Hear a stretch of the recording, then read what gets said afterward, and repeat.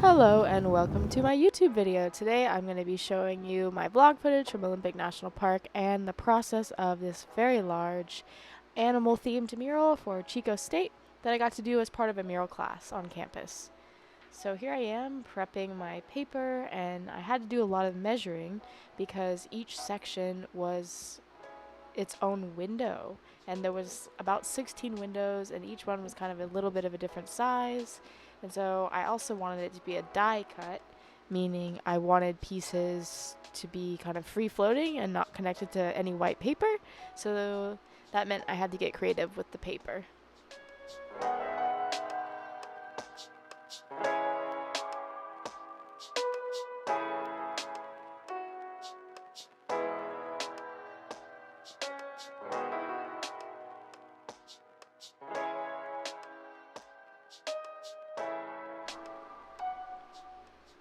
So this is going to be my month of May studio vlog, showing you kind of a 2 to 3 week process that this mural happened over. And then in the month of April, actually right at the end there, I was able to take a little break, a little vacation with my aunt and my husband. So thanks, honey, you're amazing. Shout out to you for making the trip happen, and it was so much fun.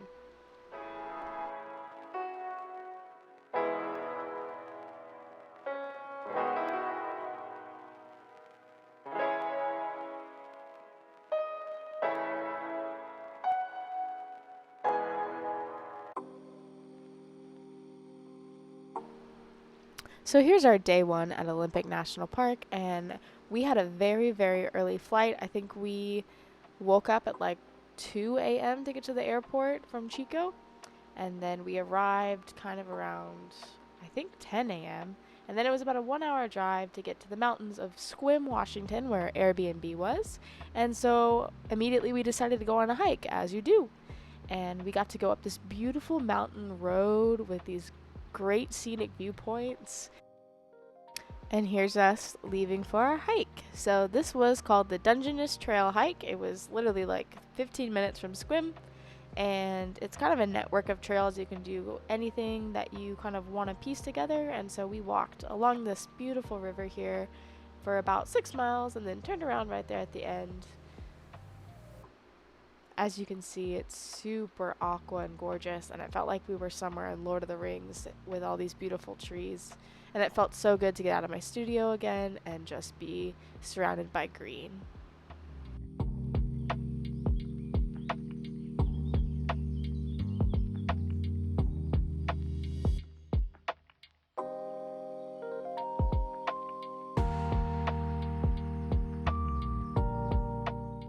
And look at how beautiful this man-made bridge is going over the river here. I just wanted to stop and take pictures all day long.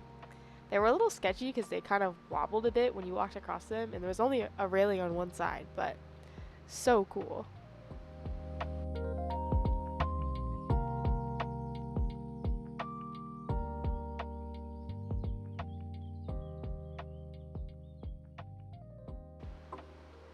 And after our hike, we were a little hungry, so we headed back. We got a little pizza, which was delicious.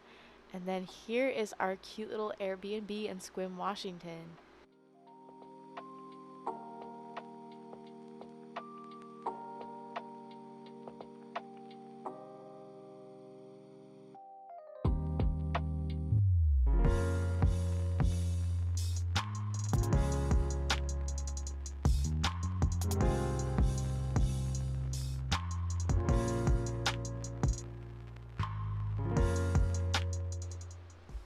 And back in the studio, this piece was all about the local wildlife of Chico State, so kind of in and around the campus and then in the surrounding areas.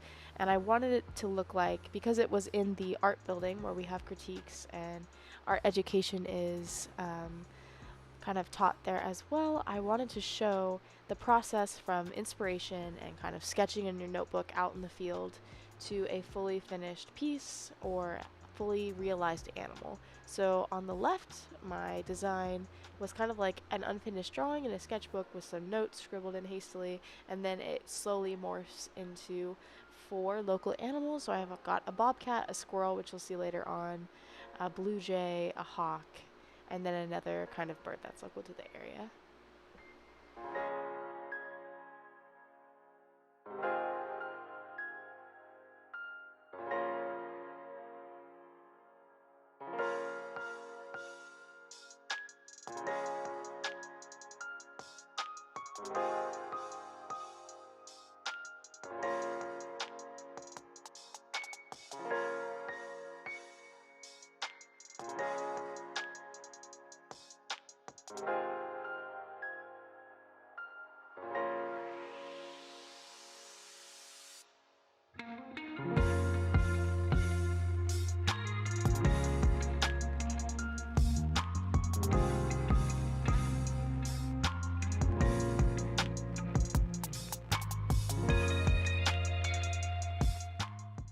So the process I normally use when I'm painting animal fur is I start with my darkest color first, and especially when there's a lot of pattern.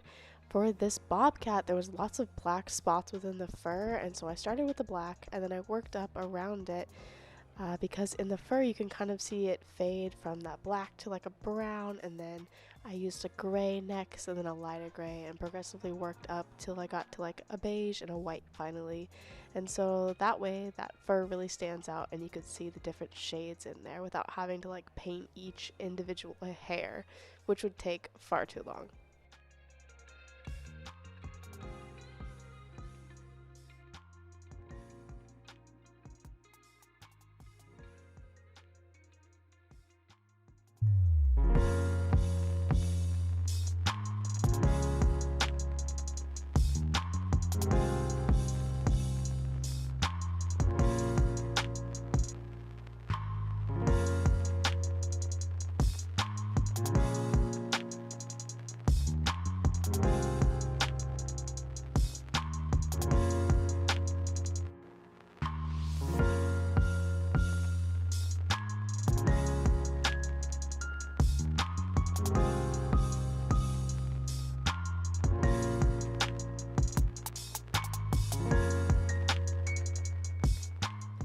And I think my favorite part of this mural was doing these giant, like 5-foot poppies all over. So I had about 3 of them, and it was just this huge, bright pop of color in my painting that I really enjoy. And it took me a while to paint it. I had to actually change my brush out because it was just going to take forever. So I used a lot bigger brush for this step because there wasn't that pattern like in the bobcat.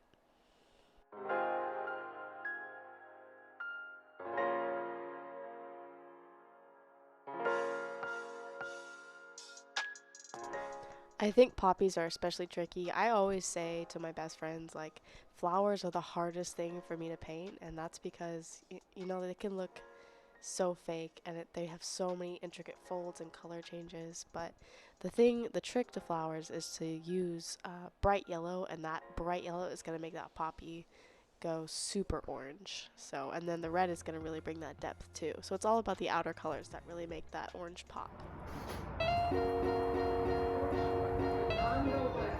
And look at how beautiful that view was. And here's Daniel dancing because he's just so excited to hike, you know.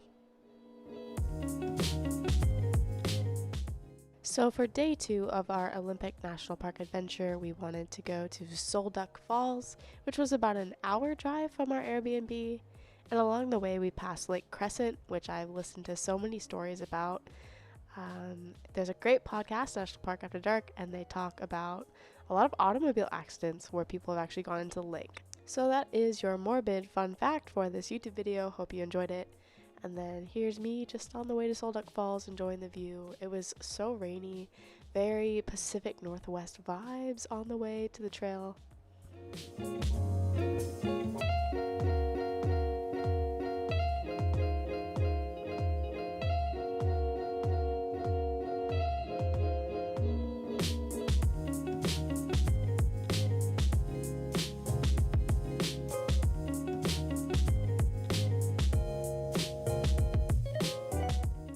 And this trail is about 1.6 miles out and back if you just want to go see the falls. And look at how beautiful they were. The water was just really rushing. And it was just so green and lush, which you don't really see in California often. So I just had to soak in all that beautiful green color.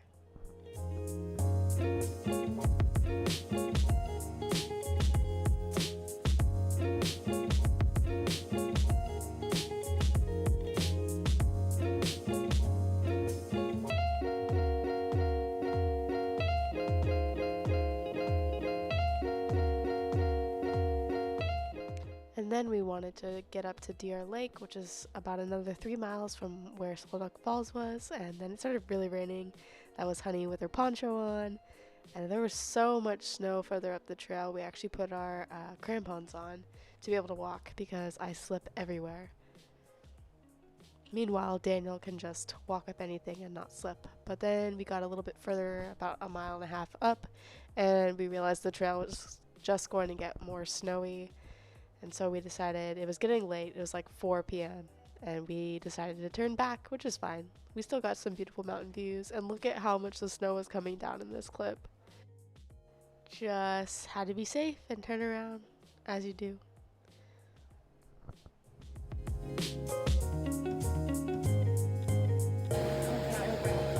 Oh no.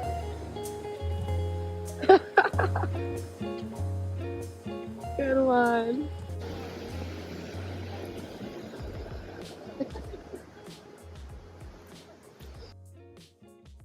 And after a nice long day hiking, there's nothing better than to soothe your aching muscles in a hot tub while looking at some beautiful misty mountains. So this was just peak PNW dreams right here coming true for me.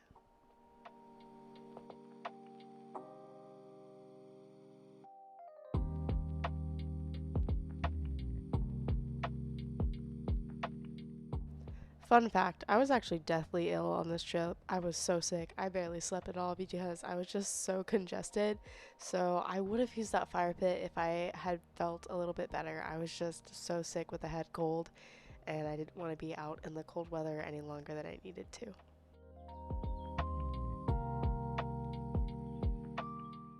And here's me adding the stamen and the back of the bobcat. Finally, I think at this point it had been about a week's time, and so I ran out of paper halfway through and had to wait a couple days, but then I got back on track and was able to finish the rest of it. The bobcat was most of the work just because there were so many different colors that I needed to blend together, whereas like the blue jay was 2 colors, and that was a pretty quick part of the process.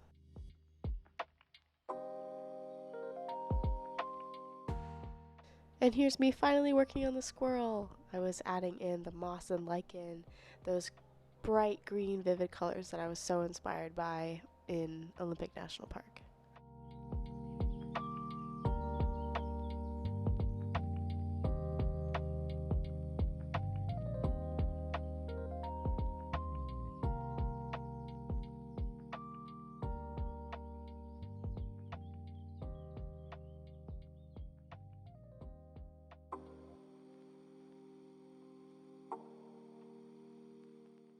And here I am working on the floor on this second poppy just because my studio space was not as big as the windows that this mural was going into, so I had to get creative and paint on different levels, so to speak.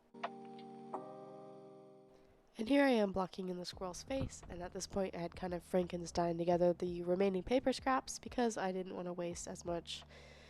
And I was able to glue them together and it looked like one cohesive piece, which was really nice.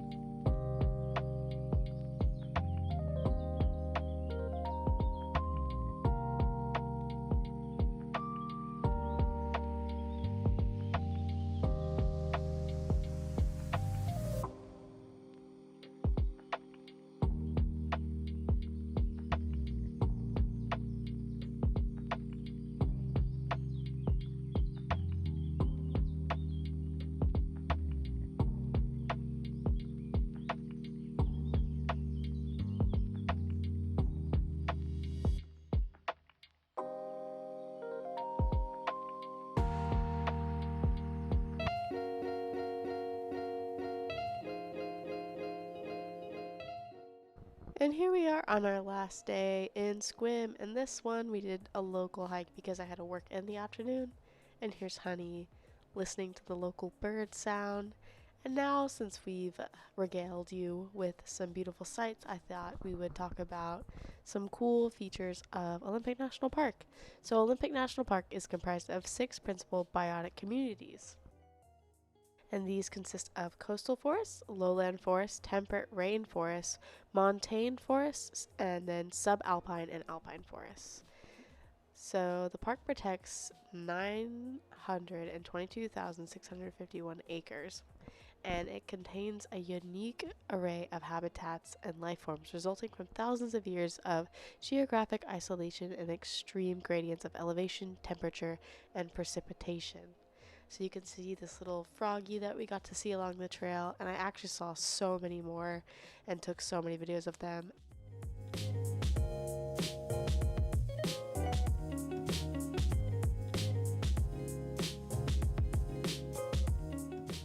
And the park is home to marine mammals such as seals and otters, and other marine life such as whales and invertebrates, which inhabit the tide pools. And we found these little crabs here on the beach, and there were so many. I felt kind of bad because I was walking on these rocks at first, and then I realized that there was tons of crabs underneath me, and so I got off those rocks real quick. And on land, mammals such as elk, cougars, and beavers inhabit the temperate rainforest, as well as many types of amphibians, fish, and birds. And so some endangered and threatened creatures in the park include the northern spotted owl, the blue whale, the sperm whale, the finback whale, the bilge trout, the Puget Sound steelhead, and the Puget Sound Chinook salmon. And there's lots of other species. I just thought I would give you a short list of ones that you can maybe look up and research on your own. So.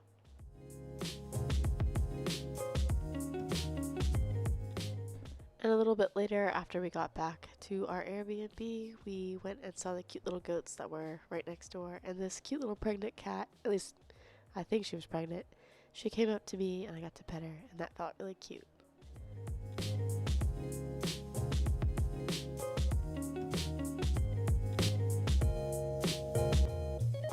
Alright, I'm sweating, but here we are in the crit space. Got the first piece up. So excited. Installing today.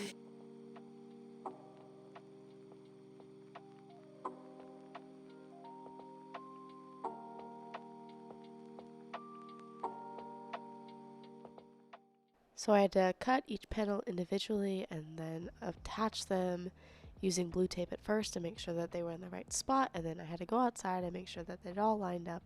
Then I could tape them together. And here I am working on the very last portion. I was honestly in kind of a frenzy trying to get this done on the last couple days of school before I graduated, and so I didn't get a lot of filming, but here's the finished process. It was so much fun to be able to do this mural entirely on my own. Shout out to Chico State for, again, another great opportunity to expand my resume. Thanks for watching. Don't forget to like and subscribe, and see you next time.